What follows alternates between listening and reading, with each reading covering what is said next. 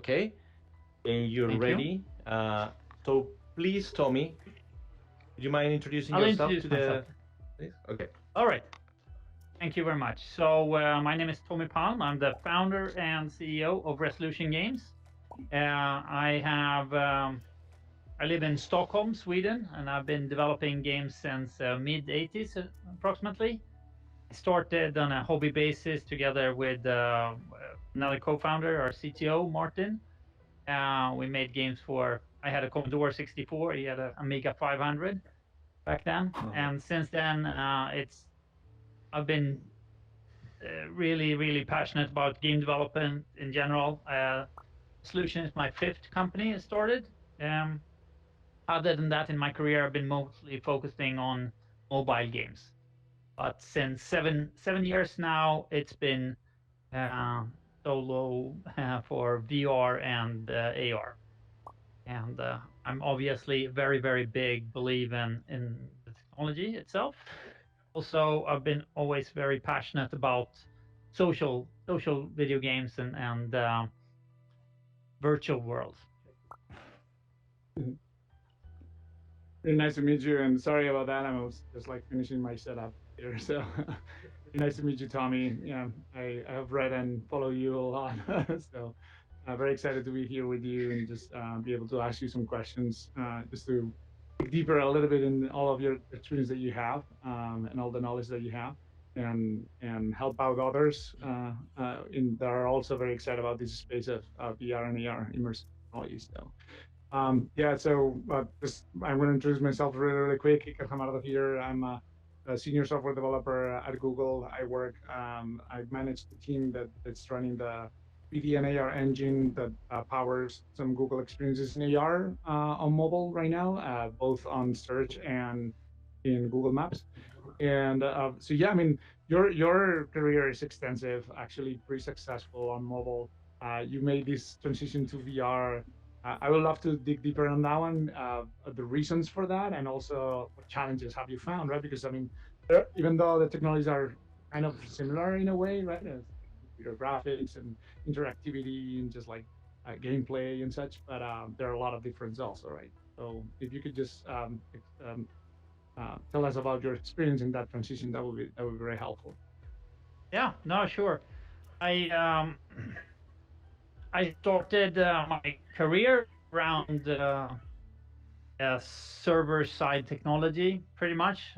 I've been programming a lot, and that's the technology I was mostly interested in. And this was in the late 90s, and I kind of transitioned over to mobile because that was the exciting new platform, and there was a lot of big companies like Nokia and Sony Ericsson back in the days had wanted to develop content for these new phones. So it was a good avenue for us to kind of experiment a little bit. And that's something I discovered I really love. Like a new platform is coming, everything is not set, so you have to help out and kind of invent that technology and be a pioneer. And it's extremely fun, and I really enjoy that now with virtual reality and augmented reality too.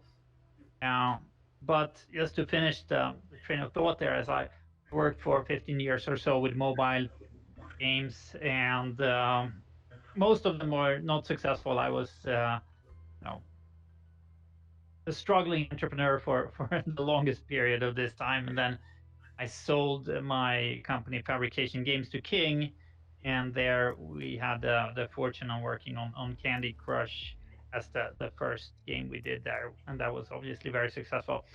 It was super fun, but as mobile games matured, I felt it was so much about user acquisition and pretty aggressive monetization behind that in order to be able to compete on that high level. So I spoke to my old friend Martin. We founded Jadestone back together in the 90s, and we said it would be amazing to check out virtual reality and do things for that.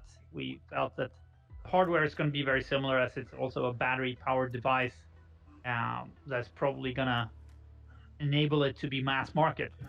eventually, or bigger than just a very, very niche market at least.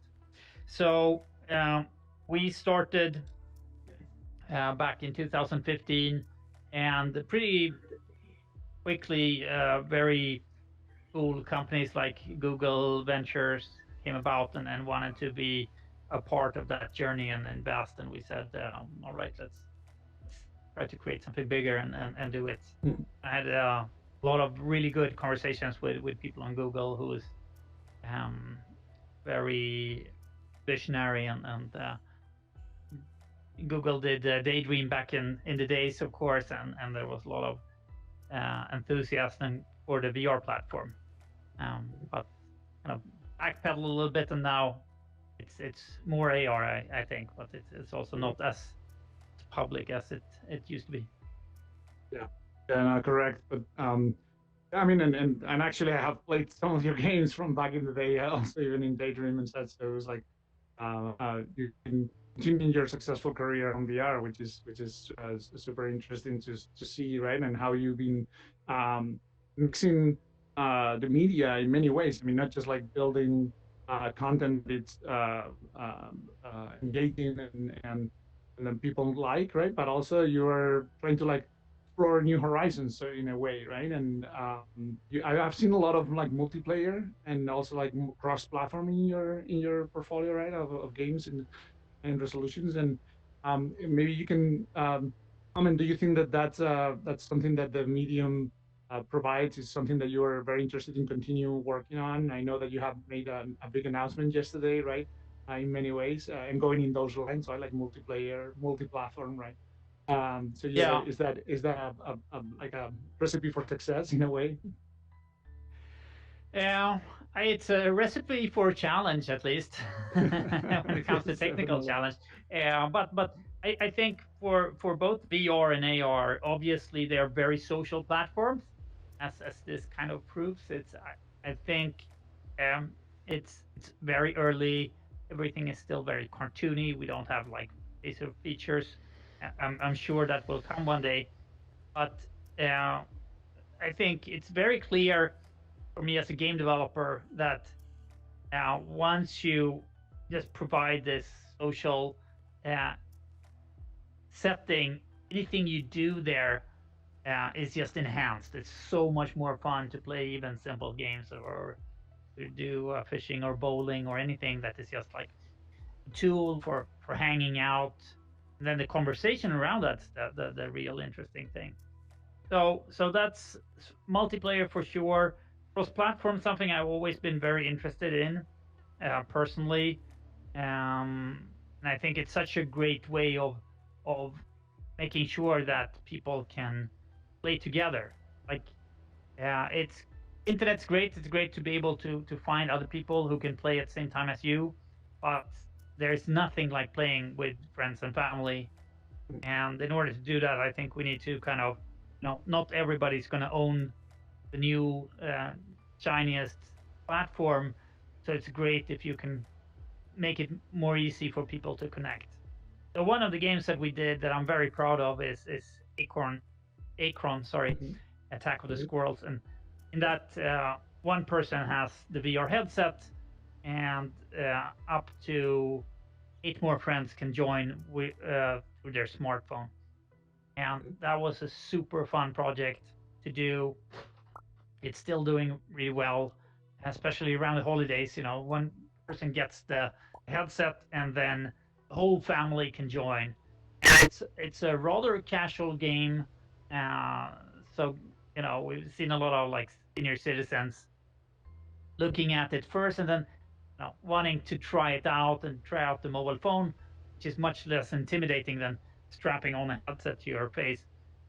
But once they get into and understand the game, then they're laughing together and having a lot of fun. So I think in an early concurrency is very, very difficult in the early stage of any platform. So being able to help that by cross-platform, I think, is really valuable. I think it was 1 week ago we announced that we enabled pass-through technology in Blaston. So you can actually play like AR versus VR. and that's something that was always in the pipeline, but now we're actually it's possible to do it and let users try it out. And I think it really brings a lot of value. All of a sudden, you're still in uh, your own home, so you can see what's going on around you. It's easier to not hit things in your vicinity. So Definitely, very useful you've been technology. experimenting a lot with the latest features that have been enabled, right? Like this kind of cross-platform, both from PC, the announcement that you made yesterday, and mobile, as you said, with Acorns, right? And how do you see also the innovations on the social media and VR, right? Like, is this something that you're also interested in? Do you see opportunities there, maybe with platforms like Horizon? How do you see that space? Or Yeah, no, I definitely think that in order for VR to go somewhere, the social aspects of it has to be lifted up and made much more accessible. So it's great that there is a bunch of different platforms competing at this space, and obviously Facebook and Oculus or Meta these days have really invested tons of money into um, making it happen faster than it would with their huge investment. So that's great. I think we're going to see a lot of interesting competitors as well, and that's always good for both consumers and developers alike. nice. And continuing on VR, what do you think that the industry needs, and especially game developers like yourself, or would you like to see happening in this industry, right? Do you think it's like more adoption? Is it like better hardware?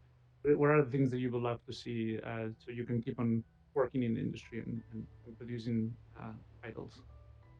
Yeah, one thing that comes to mind is that VR has been very US centric, and still is.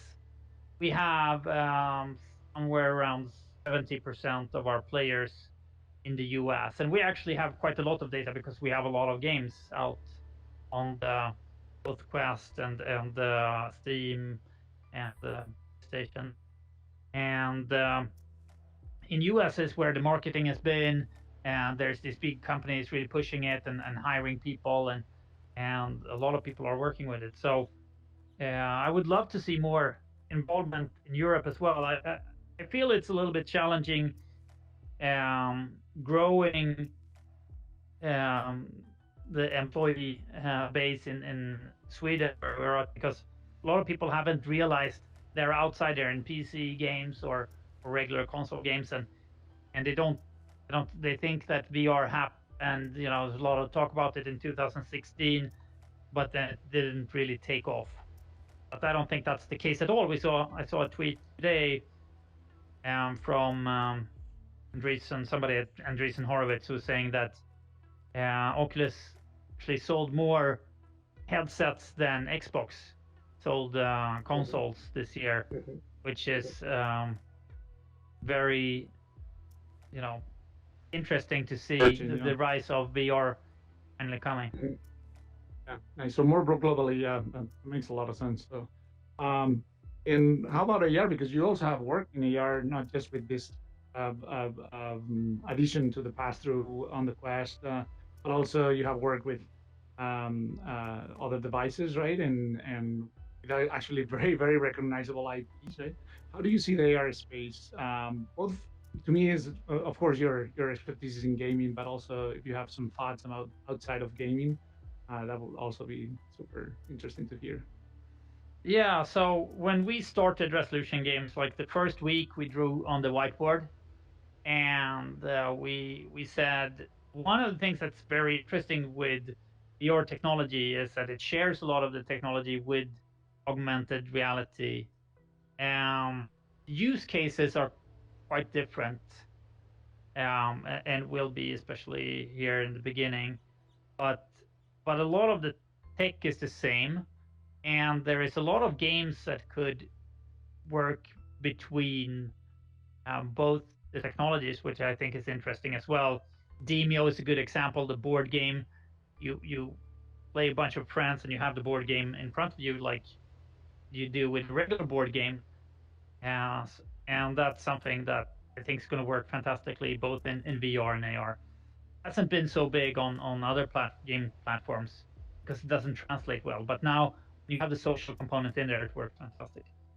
So I think AR is going to be huge. It's going to one day replace the mobile phone. That's still quite far off, of course. Yeah. We still don't have consumer hardware really in AR. It's still kind of a science fiction device. We all agree that they're going to look like the glasses you have and do all kind of magical things. I'm pretty sure we'll get there, but my gut feeling is that AR is where virtual reality was there back in beginning of 2016. A lot of people talking about it, but still we're going to have this early curve with just early adopters and hardware that isn't really the thing we're dreaming of right now. It's still great for engineers, though. Have a platform that you can develop for and learn a lot and do early services that you can capitalize on properly 5 years from now or so.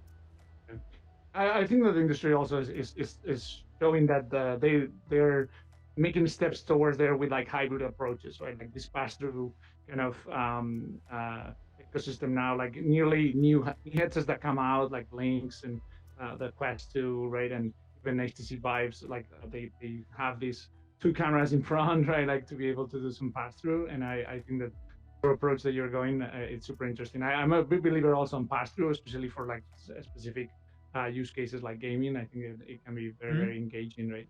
And also sensors are improving a lot. So yeah. I had I was fortunate enough to try Lynx here a month ago or so. It's a French startup that is working with this kind of pass-through technology. It basically looks like a big mobile phone with 2 cameras instead of eyes that you place in front of your face, and it can do both VR and AR. And it's a great device for developing on. We backed it on the Kickstarter, so we're hoping to get our own headsets in the beginning of next year.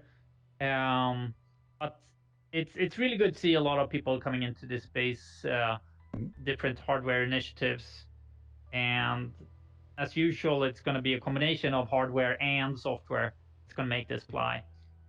I think I'm most excited about AR's potential of doing really augmented services, things that would make me work more efficiently, collaborate with colleagues more efficiently, build software and services in a way where I won't have to leave my comfortable home and still be able to collaborate with people around the world. And I mean, in virtual reality, we're already seeing this a little bit. So Demeo was developed with a famous game designer and a friend of mine nowadays, Mike Booth in California. And he is 9 hours away in time zone from me. And we meet every week in Demeo, play and talk about updates. And it's been a really fun and great way of working. Right. Yeah. I would also love to, because you not only have funded companies to develop games, but also you have funded a very interesting effort as an accelerator, right? I guess that I'm gonna pronounce it Stogan. Is that Stugan, yeah. Stugan, right? Sorry, and yeah, and I would love to hear you. I mean, especially if there are developers in the audience, right? And what are you looking for when people come with ideas and projects, right? And try to get involved in that effort that you're leading, right? For the things that you would like to see nowadays. Stugan has been a really, really fun project that has been. It's a non-profit, and we ran it for 5 years, I think. Right now, it's on pause, unfortunately. Me and my wife have been kind of instrumental in that, and also a good developer friend of us, Oscar Burman, and we all had children at the same time, so we haven't been able to spend as much time as we would like to with it. But it was great initiative. People would come from all over the world. We'd have about 20 developers, and we would host them for free up in a beautiful location up in the middle of Sweden, just out in nature, with great internet connection and workstations, and try to get a really interesting set of people, creatives working together and help them out with their games. One of the games that came out recently was Packing. So they were in the last batch of the Stuganeers, we call them. Stugan means cabin in Swedish, and it's classic. A lot of Nice. Swedes have a cabin because it's a large country with a lot of old houses that isn't really any people in. So it's easy to find good locations for this type of things. But it's great to see really, really fantastic indies out in the world, of course. And because we didn't have any demands on that they needed to make money or have a company, it's very easy to apply. And it's been a really, really fun and inspiring project. For me personally, I get to meet people who are has so much more talent than I never hope to aspire to have. But super fun project to be a part of, and I hope we'll get back to it. Sure. No, I know. I can relate to the challenging times having kids, so so I fully understand. And what are the advices that you would give developers that are entering the industry right now, especially that they want to focus on VR or AR? Do you have any kind of like guides that you could provide, or?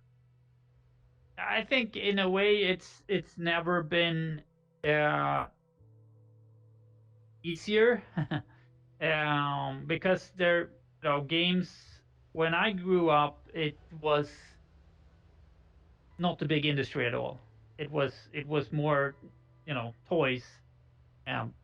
Now the tools that are out there are fantastic when it comes to game engines and creative tools, and a lot of them are available, so you can download them for free and kind of work more with just your creative parts. And VR and AR means that we're gonna need a lot of content and a lot of coding and all the different segments, music and sound effects and everything. So I do think it's a very, very quickly building industry that's going to be a gold rush again. I think a lot about how it was in the early days of internet, and I think that's a pretty good comparison where we can clearly see that this is going to be transformative in many ways, many industries, but it's pretty hard still to imagine exactly what's going to be like. So there is a bunch of different opportunities, and we're just going to have to be very smart about how to approach it and kind of grab your little space in this this whole new world that is being developed. Sure. Yeah, I don't know if maybe we can now transition to maybe some questions from the audience. Ivan, what do you think? Yes, it's perfect timing for getting the questions of some of you, if you have any. I would have my own one, Tommy, because I know you are also, apart from an entrepreneur and developer, you've been an investor in some projects, and from the eyes of some of the invest these resources, money in all the developers sometimes. what do you need to see in a team, in a project nowadays to consider the project as a potential investment? What is the first things that you look at, especially when you were talking about VR? Well, it's a little bit special because I'm actually not allowed to invest in anything VR and AR related, due Mhm. to my work contract as a CEO of a startup. So I don't look to invest in that space. Um, but I am. I've done maybe 15 investments or so. It's mostly been based on um, people I trust in my network, um, and I think that if you had a really you had good exits, it's kind of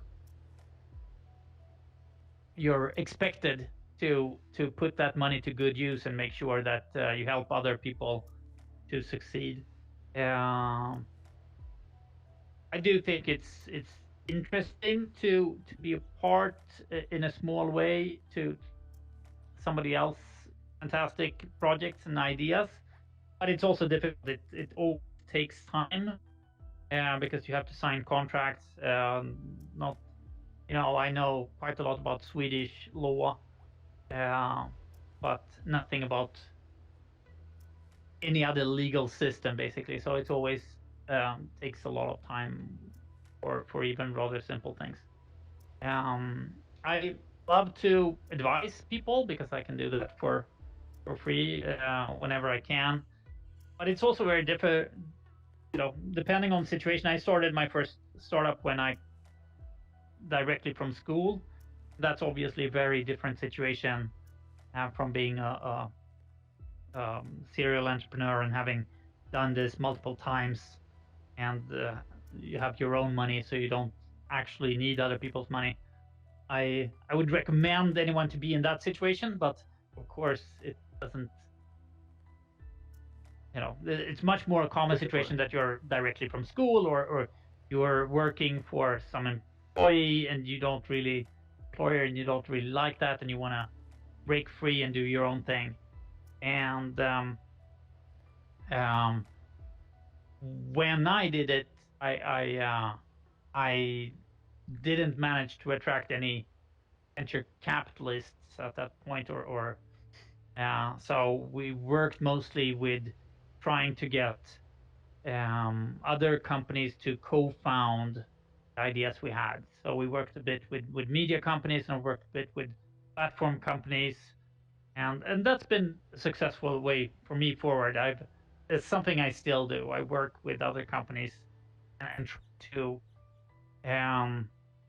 we focus on bringing a game out that showcases something, and that can be a really helpful way to get to market.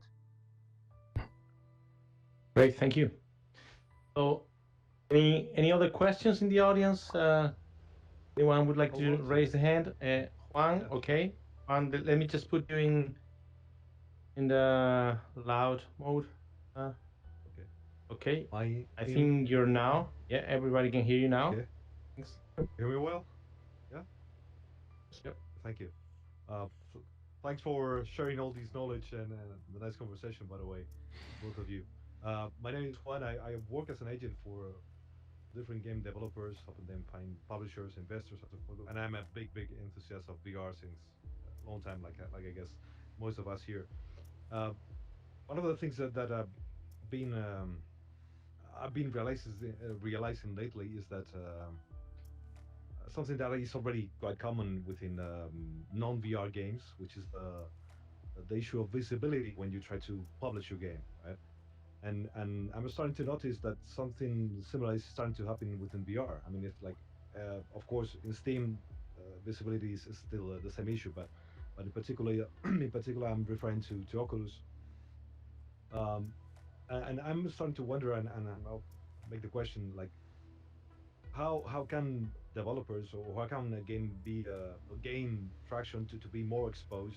I mean, what are the keys to really gain visibility in the spaces like Oculus, because it seems like either you are featured on the Oculus store, or I mean, being on that lab is like you don't really exist somehow, you know. So what are the keys? Is it a matter of having a good game? Is it a matter of having a high production value in the game you develop? Is it about the promotion itself? What is your take, or what is your experience in Yeah, I mean, this is a little bit kind of the holy grail. It's a great question. Yeah, this is very similar to most platforms, and one of the reasons I kind of left mobile games, because it becomes so much a focus on discovery, um, and it it is a very different. I mean, there's multiple things to kind of approach the problem. Um, Anything from some working actively with the community from the beginning, kind of taking a crowdsourcing approach to something, finding something that a lot of people are interested in having built, and built that together with that community to as a large extent as possible. Two, I definitely think high production value is, a lot of people are looking for that in VR in particular. In the early days of VR, a lot of the almost all the things that came out were very shallow experience, very quick things, and people are looking for proper games or online worlds. Like, I think everybody would love to see a Grand Theft Auto made for your platform, whatever that platform is. An open world where reality is simulated in some sense. I love Red Dead Redemption 2, and that's exactly the type of game I've been dreaming about since I was a kid. Um, but those production budgets are very few, and to be honest, I think it would take a very, very long time, even at this point, to get your money back for those projects. So virtually nobody would make it in that manner. When we last launched Blaston, uh, one and 1 year and a couple of months ago, we took the approach of trying to get something out as quickly as possible and try to build that with the community. Looking back, I think it was a mistake. We should have waited until we had a lot more functionality. We still suffer from low critics reviews, and all the game journalists are much more interested in news, the new title, rather than updates to existing ones, which I think is unfortunate. Um, we had a really big announcement around Demeo, which is safe to say our most popular game, uh, and we see some interest, but still that interest is mostly by people who already have the game and are excited about what's happening to it. It's much harder to reach out to the new players who doesn't have it, and those are obviously way more. So I think to a large extent you want to really try to beef up your game contents as much as possible. Personally, I love having a strong core, getting to a place where already from a prototype stage you have something that is really, really strong, and you can show it to an external partner or anyone, and they will instantly, at any type of development, see that, okay, this is probably going to take off. Um, but yeah, it's a very big question, but great question. Thank yeah, you. that's all right. Thanks a lot, Tommy. Thank you, Juan, for the question. Has uh, anyone else has a question? We Yes. are on over here. Yeah. Tommy. Okay. Tommy, let me just give you microphone. 1 second. I'm not the best doing this, but I'll get to you. Let me find one Tommy here and another Tommy here. And now see. You need to unmute. Now All right. you're ready. Can anyone hear? Yeah. Yeah, we can hear All right, you. excellent. Well, loud and This has clear. been a really cool opportunity to come and hear out, from an OG, so to speak, of the game world. I was wondering, because of all the new developments in blockchain technology, if that was something that you think is going to compare well and pair well in general with the AR and VR technology that's coming out. Yeah, that's also a big question. I do think like the to start with, I'm not an expert in blockchain technology, but I am an engineer and I read the internet. So I really believe in this the ownership aspect of this technology. I think it's really interesting to think about data. Let's take a concrete example. It's very clear in this day and age, I think, that your avatar should be owned by you. No, not any big corporation should own your data. And I think the younger generations that grow up, they are gonna take that for granted and feel very that's gonna be very important to them. And in a way, a blockchain technology could be a way of safeguarding that, making sure you own your data, you own your avatar, even outside Red Dead Redemption. It's not only Right. But I'm at this point it's very controversial. A lot of the things that we're seeing right now is very pyramid schemey and kind of fast money. And personally, I wouldn't want to be associated with that. So I would be cautious. It might look for a lot of players or users that you are trying to ride this wave of popularity.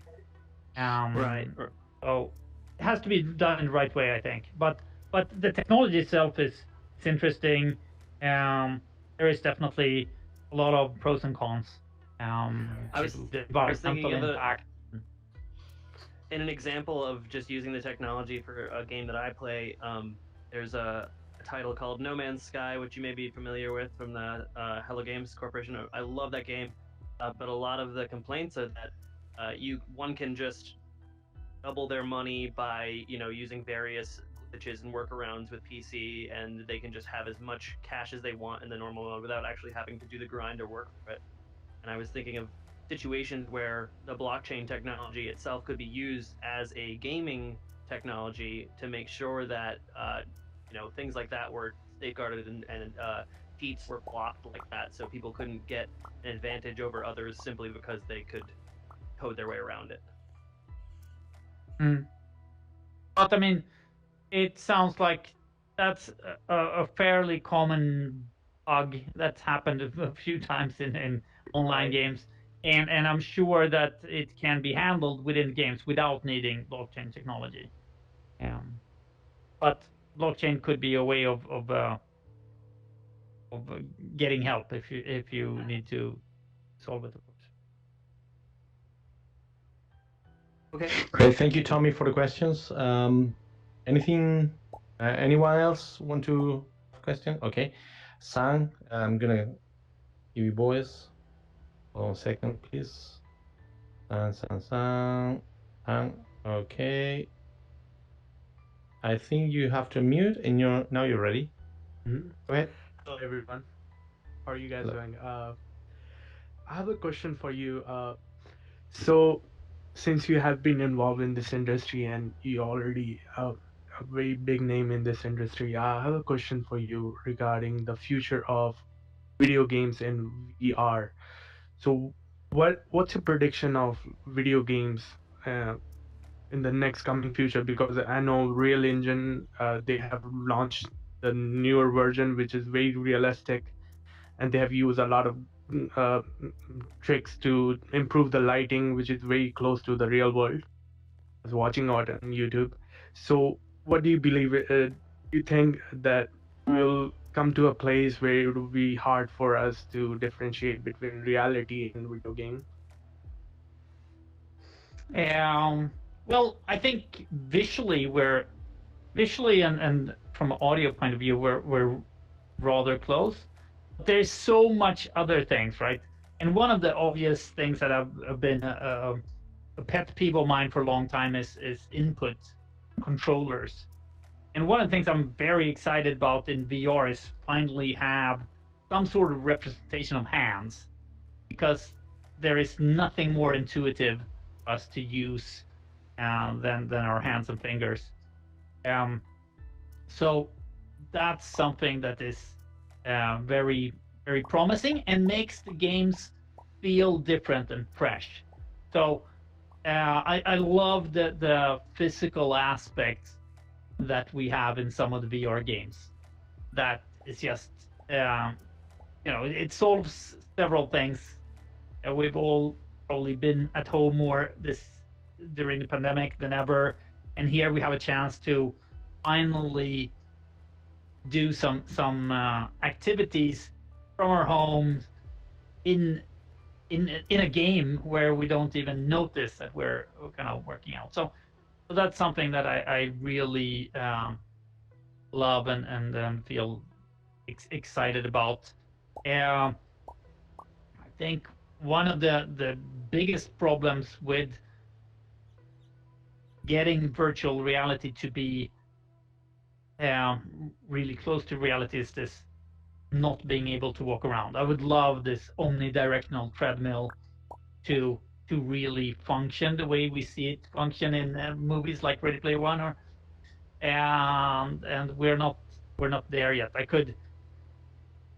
I love the idea to be able to have a walk and talk with a famous industry person for as a 15-minute break from my regular work, just communicate and walk around in the streets of old London or whatever new London as well, and just have more of a simulation of reality.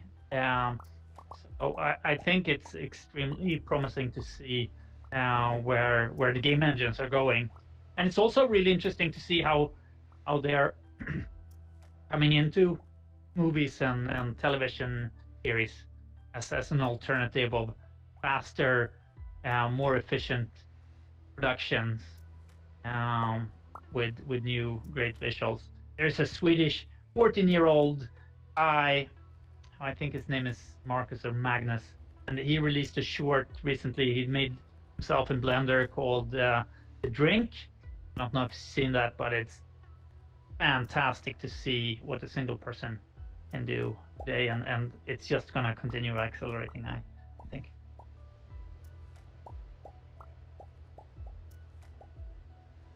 Thank you, Sam. Any more questions in the audience? There's one there. I don't even know how. I know you from other occasions, but I don't even know how to pronounce your name. So you're gonna clarify that to me, please. But I'm gonna give you voice right now. Let me see. Okay. Now you have the megaphone, and let me just tell Iker that has an urgency today. And can I take your place, Iker? Thank you so much for being us. Thank you, Tommy. Very nice to meet you. I'll have you back very soon. I'm gonna take your place, Iker's place, and please go ahead with the question. First, thank you for having me here. And my name is Hayungsha, and I'm from India. Hayungsha, okay. I have a few questions to make. So, for now, which I see that we do not have enough content in the VR to play or to begin with. And second thing, like those very good graphics games are only for who have the PC as well as the VR set, like Rift and all, right? Rift and then what we call it, the Vive and all, right? And The people who are playing the VR games cannot play for extended period of time.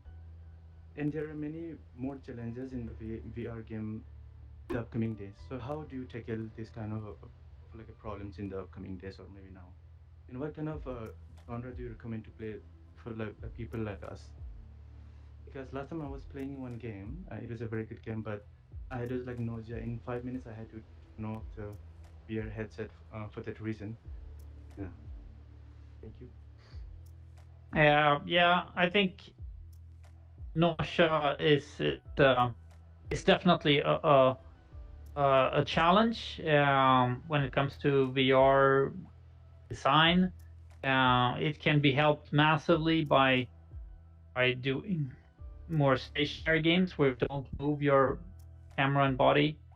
So the board game we have, Demeo, is to a large extent extremely good for beginners because as you're not moving around, you get less nauseous.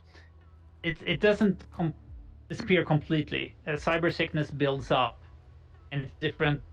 People react differently to it.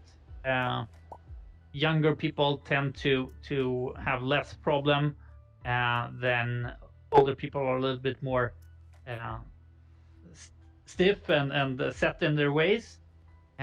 So starting with something that is very calm and you take your own time in it. We released a solitaire game as our first game, and I would recommend somebody to start in that. And if you play it just a little bit at a time in the beginning, you get your VR legs quite quickly.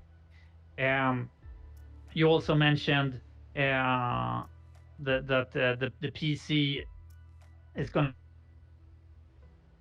and yes, that's going to be true. Like the performance on a modern stationary computer is way stronger than any battery powered headset. But I think we're quite quickly getting to a point where it's going to be good enough to be really valuable. And our brains are excellent at seeing through, um, you know, right now we kind of forget that we're all these very cartoony avatars. Once you get interesting conversation going, you tend to be able to see through a lot of those things. But I definitely think in order for this to become a mass market, there's a lot of situations where we need realistic graphics, and one of them is to really see facial features and have proper social interactions, to feel like you are there with an old friend, or see an actor really perform fantastic things live. We need technology that big companies are researching on, and that's going to come in a rather near future as well. So I think this is a very exciting. Okay, so maybe we have time for a last question. I have one question here, Justin. I'm gonna give you the microphone. Just a moment, Justin. Here you are. Should work now. Hello, can you hear Go me? ahead. Yes. Hi, we've all heard the rumors of Apple releasing glasses and getting into the VR space as well sometime next year, hopefully. As an aspiring VR developer, uh, do you advise that we prepare for that? And as you as Resolution Games, are you preparing your games to enter on that platform? Yeah, that's a very good question, and I can't really speculate on what Apple is doing. It's always a company that's very secretive of their plans, and then when they feel that they're ready, they release something. And I think that the really great thing is obviously that in the past they've been really one of those companies that make sure that they don't release anything until it's a great consumer product. And for me, working with mobile games for such a long time, before the iPhone came along, it totally made my career. When the iPhone was finally a platform that cut through the carriers, that was blocking out a lot of the opportunities that was there with developing games for mobile phones. So high hopes for what is happening. Always difficult to prepare for something you can't really know very much about. I think the links, like some of the startup now that was mentioned, that is doing MR technology, is very interesting, because that's technology we can get our hands on and get ideas about what is technically feasible right now in the market.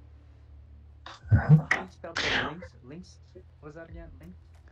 It's like the cat, I think, the wild cat, LYNX.